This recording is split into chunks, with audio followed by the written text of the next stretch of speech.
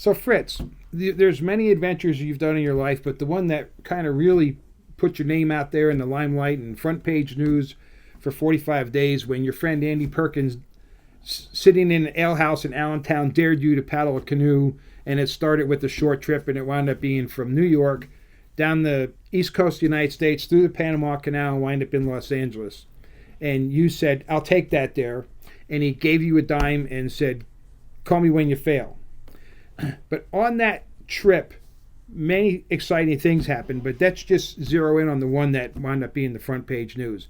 So as you started down the East Coast and you wind up in Key West, how did you decide you were going to, continue your trip, and what happened? Well, on that trip, I had a lot of ups and downs, things that happened to me. And when I got to Key West, Florida, I decided to go across the Gulf to the Yucatan Peninsula. And that is what, when I got out in the Gulf Stream drifted me south into Cuba.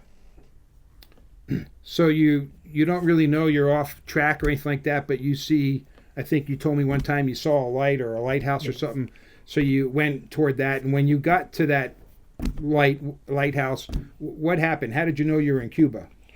Well, when I finally I saw a lighthouse, and I finally made it to where the lighthouse was, and I'm in a little bay area, and I don't know where I'm at. I couldn't relate to at all where I was. But what happened was that all of a sudden I'm fired at with machine guns and flares up in the sky, and and they're shooting at me and they're yelling to me, trying to get me into shore. So that had to be a little bit scary. I mean, I know there's a long story you could tell here, but what was your immediate thought? Like, you were captured, you knew you were in Cuba. What was your immediate thought about your safety? Like, what's going to happen here?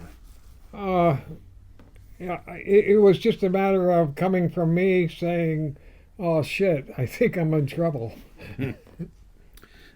So you spend 45 days in Cuba, and you have a tribunal trial, and you never met Castro, but who was like the person most recognizable you met from the government?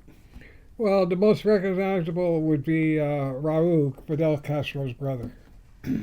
And that was a big deal. Even the other prisoners thought it was a big deal, right? Right. The prisoners, I didn't think it was a big deal because I didn't even know it was him.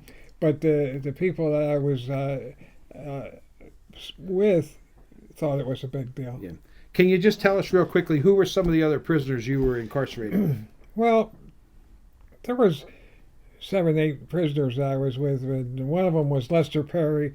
Now, Lester Perry did the Boston Harbor car robbery, derailed railroad cars, blew up oil wells, and was head of the Communist Party in the United States.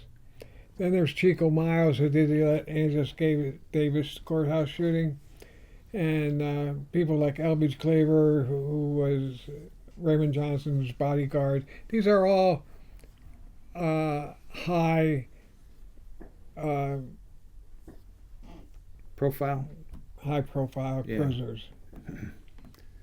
So you eventually get out of Cuba, and they make it a deal, and they wind up sending you home. And then in part 2, I think we'll cover some more of the story at this time. So Fritz Brandel, Adventure on a Dare, leaving the United States in 1970.